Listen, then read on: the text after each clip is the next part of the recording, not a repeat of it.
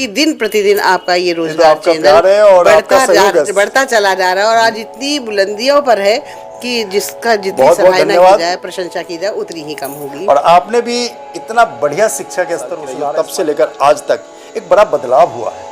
Public स्कूलों का चलन तेजी से बढ़ा है और आजकल जो मजदूर तबका भी है वो भी पब्लिक स्कूल में ही बच्चे को पढ़ाना। सबसे पहला सवाल आपसे कि क्या सरकारी व्यवस्था के सिस्टम में जो कक्षा 6 से ऊपर है उसमें सरकारी सिस्टम में बच्चों का रुझान बढ़ा है यूपी बोर्ड की तरफ या समय के हिसाब से या उसके पीछे आगे बैकग्राउंड नहीं ना बढ़ हो? पाता? बिल्कुल हाँ। सही जवाब, बिल्कुल सटीक जवाब कि अगर आप कुछ करना चाहते हैं और आपकी जिसे हिंदी में टांग खिंचाई और इंग्लिश में लेग पुलिंग कहते हैं वो अगर बार बार हो तो आपके करने के। नमस्कार, रोजाना खबर में आप सभी का हार्दिक स्वागत है। मैं हूं भास्कर विभूति।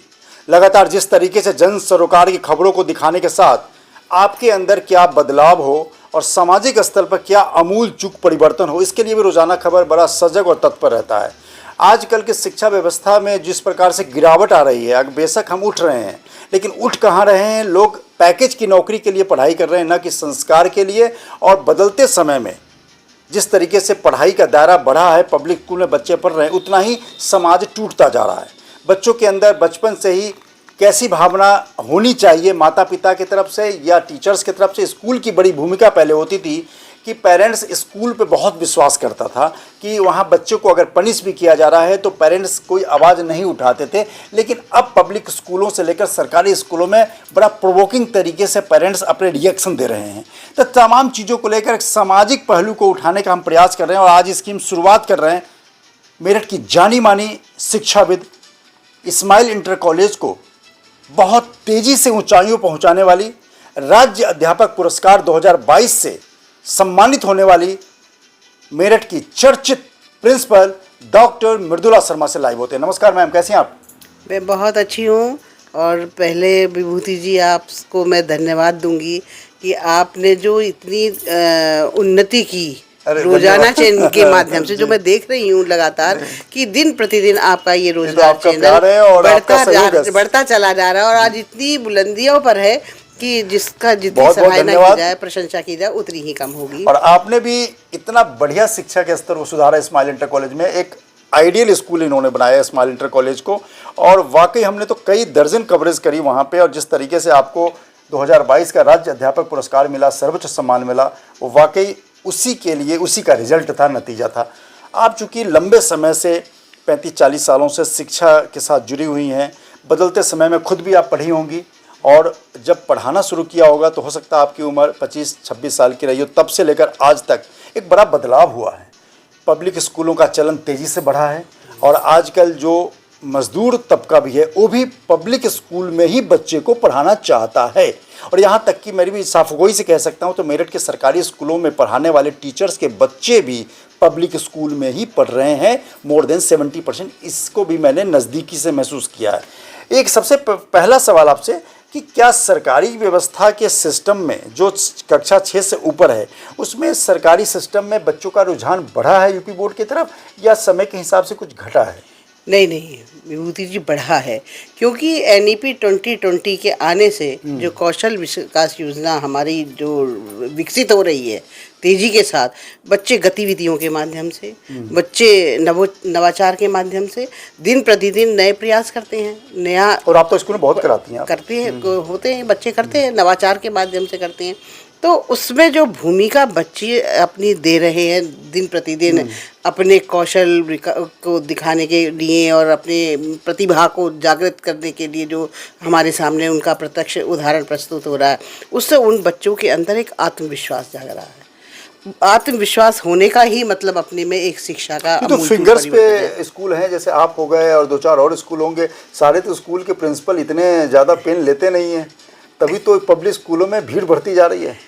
ऐसा नहीं है, पेन तो सब लेते हैं, लेकिन कुछ परिस्थितियां, ऐसी हालात उनके होते हैं कि कहीं कुछ ना कुछ उनके अंदर कोई ना कोई परेशानियां, समस्याएं, चाहे वो प्रबंधक के माध्यम से रही हों, चाहे वो समाज के माध्यम से रही हों, चाहे वो अभिभावक के माध्यम से रही हों। तो थोड़ा सा आदमी अगर कहीं से चारों तरफ से उसको एक मजबूती ना मिले या उसके पीछे बैकग्राउंड ना हो। बिल्कुल सही जवाब, बिल्कुल सटीक जवाब कि अगर आप कुछ करना चाहते हैं और आपकी जिसे हिंदी में टांग खिंचाई और इंग्लिश में लेग पुलिंग कहते हैं वो अगर बार बार हो तो आपके करने के अंदर की भावना खत्म हो जाती है। तो एक चीज़ ऐसा है कि जिस तरीके से अब टीचर्स और बच्चों, अभी शिक्षक दिवस गया है और शिक्षक दिवस बड़ा गुरु और शिष्य की परंपरा का बड़ा एक पुण्य दिन माना जाता है।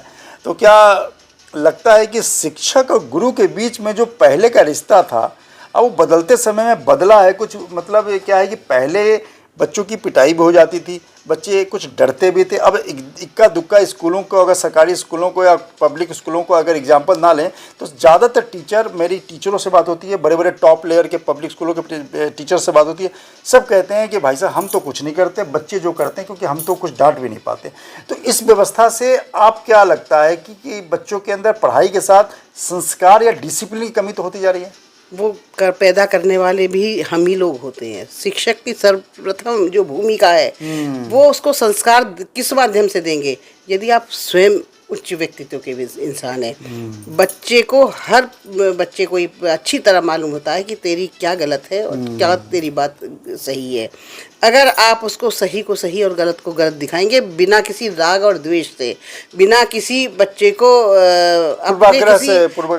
पूर्वाग्रह से ग्रसित होकर बच्चे को अगर आप उसको सही मार्गदर्शन देंगे तो बच्चा बहुत आराम से समझ लेगा और वो निश्चित रूप से आपकी हर बात को मानेगा, चाहे वो उसको कितना भी अपने अंदर अच्छा भी न लग रहा हो, लेकिन वो तुम्हारी बात फिर भी मानेगा क्योंकि वो गलत है और गलत से वो बचने के लिए उसकी सम्मान करते हुए, शिक्षक का सम्मान करते हुए। मामले जो पत्रकार के तौर पे हमने कुछ सालों में बहुत जल्दी महसूस किए हैं, देखे हैं कि काफ़ी हद तक काफ़ी मामले पुलिस में गए हैं। इसका मतलब कहीं ना कहीं टीचर भी विद्वेष, किसी कारण से बच्चे के प्रति विद्वेष होगा और उसकी पिटाई करता होगा, इसी वजह से पेरेंट्स जाते हैं, या पेरेंट्स आजकल डाइजेस्ट नहीं कर पा रहे हैं बच्चों के पिटाई को। शिक्षक हम लोगों ने तो बहुत मार खाई, आपने भी खाई मार खाई है, लेकिन वो बदलता परिवेश है। मार को आप दूसरे रूप में ले लेते हैं, क्योंकि अब जब फ्रेंडली एटमॉस्फेयर माता पिता के साथ ही बच्चों का हो गया तो गुरु के साथ भी बच्चों का उसी तरह से व्यवहार हो गया है, क्योंकि वही गुरु बन रहे हैं जो परिवार से निकल रहे हैं, वही बच्चे निकल रहे हैं जो परिवार से निकल रहे हैं। तो जब परिवार का वातावरण ही इस तरह का हो गया, एक मित्रता तो डांट माट का तो अपने में ही एक खत्म हो जाता है। और क्योंकि बच्चे कहते तो ये कि डांटने से, शिक्षक के डांटने से बच्चों ने ये गलती, मतलब वो किया, गलत कदम उठाया, ऐसा नहीं है। वो अपने परिवार को के हर सदस्य को पता होता है कि उसका बच्चा किन गलत राहों पे चल रहा है, कैसा है। परिवार के माता पिता को अपने बच्चे की क्वालिटी, विशेष रूप से माँ को, बिल्कुल विशेष रूप से माँ को पता होता है कि उसका बच्चा, चाहे वो बेटा हो या बेटी हो, कि किस राहों पे चल रहा। लेकिन क्यों? क्योंकि वो पिता सख्त होते हैं हर परिवार के अंदर, उनके डर के कारण कि मेरी बच्ची की पढ़ाई बंद ना करा दें, मेरे बच्चे को पढ़ने से रोक न ले, इस कारण वो छुपा जाती हैं डर की वजह से। महिलाओं की संकोची प्रवृत्ति भी होती है और दहशत भी होती है। इस कारण क्या होता है कि हम अपने बच्चों को सही को सही और गलत को गलत नहीं बता पाते हैं। यही कारण है कि वो जो कदम आत्महत्या का बच्चे उठाते हैं तो वो आत्मग्लानि के कारण उठाते हैं। जब उनको अपनी गलती का एहसास होता है तो आत्मग्लानि होती है, और आत्मग्लानि होने के कारण वो सारे ही हर गलत काम पे शुरू हो जाता है।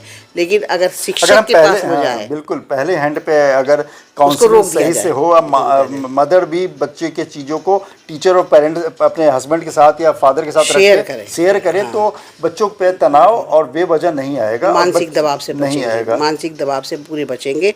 और फिर जब शिक्षक के पास जाएगा तो बच्चा भी बड़े, ऐसा नहीं है कि शिक्षक उसको कोई गलत राहों पे ले जाएगा या गलत उसको एडवाइस देगा। शिक्षक अपने में कहीं गलत नहीं होता है। शिक्षक की भूमिका बहुत अहम होती है और वो कभी नहीं, भले ही उसको एक कभी कभी होता है कि किसी कारणवश शिक्षक को किसी क्रोध आ रहा हो या कुछ हो रहा हो, इस तरह का जो शिक्षक के अंदर बच्चा को गलतियाँ कर ले तो कभी कभी ऐसा होता है। ऐसा नहीं हम, लेकिन शिक्षक बहुत आत्मीयता के साथ में, प्रेम के साथ बच्चे को कोशिश करता है कि इसको अच्छी राहों पर हम ले जाएं। शिक्षक की भूमिका बहुत अहम होती है। बिल्कुल, शिक्षक की भूमिका समाज में बहुत बड़ी थी और है और आगे भी रहेगी, क्योंकि अगर कोई भी आईएएस की दहलीज या कोई भी डॉक्टर, इंजीनियर, कलेक्टर बनता है, जो सबसे बड़ी भूमिका टीचर की होती है। और टीचर जिस तरीके से बच्चों के साथ फ्रेंडली व्यवहार आजकल कर रहे हैं, उसके पॉजिटिव और निगेटिव दोनों अर्थ निकल रहे हैं।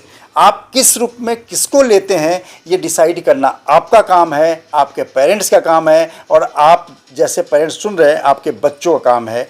तो जिस तरीके से आज शिक्षाविद डॉक्टर मृदुला शर्मा जी को मैं समय समय पर रोज़ाना खबर पे लाता रहता हूं ताकि आप समझ सकें और देख सकें। लास्ट सवाल आपसे, अगर आपको एज ए आइडियल प्रिंसिपल हैं तभी आपको राज्य पुरस्कार मिला, अगर पूछा जाए कि कुछ सरकारी स्कूल के प्रिंसिपल को या किसी टीचर को कि वो क्या 2-4 काम ऐसे करें कि बिना किसी बहुत बड़े परिवर्तन के स्कूल अच्छा हो जाए, एज ए एक्सपर्ट? बिल्कुल ठीक कहा आपने, कर सकते हैं। हम बच्चों को आत्मीयता भाव से जोड़कर नैतिक अगर हम उसको संस्कार के रूप में देंगे तो निश्चित रूप से कि हमारे बच्चों के अंदर बदलाव भी होगा और बच्चे उसको अपना स्कूल में जुड़ेंगे, स्कूल से हमारे तो आगे बढ़ने के लिए प्रेरित होंगे। बिल्कुल प्रेरित होंगे। तो बच्चों को पहले पेरेंट्स टीचर के साथ आत्मीयता भाव होना चाहिए सबसे पहले, और एक दो ये शिक्षक की जिम्मेदारी है। ये शिक्षक की जिम्मेदारी कहूँगी, बच्चे की जिम्मेदारी नहीं कहूँगी, ये शिक्षक की जिम्मेदारी कहूँगी मैं कि उसको अपने आत्मीय भाव से बच्चों को जोड़े और फिर सबसे पहले उसको नैतिकता का पाठ पढ़ाए। अगर वो नैतिकता का पाठ पढ़ लेगा तो उसके अंदर संस्कार होंगे और संस्कार ही सबसे बड़ा फल हमारे जीवन के आधार है आगे सफलता प्राप्त करने के लिए। बिल्कुल, लगातार जिस तरीके से तमाम शख्सियत से हम आपको रूबरू करवाने का यही अर्थ होता है कि कम से कम आप बदलिए, क्योंकि पेरेंट्स बदलेंगे तो बच्चे भी बदलेंगे। अच्छी चीज़ें आप तक पहुंचनी चाहिए क्योंकि अच्छी चीज़ों की कमी होती जा रही है। नमस्कार।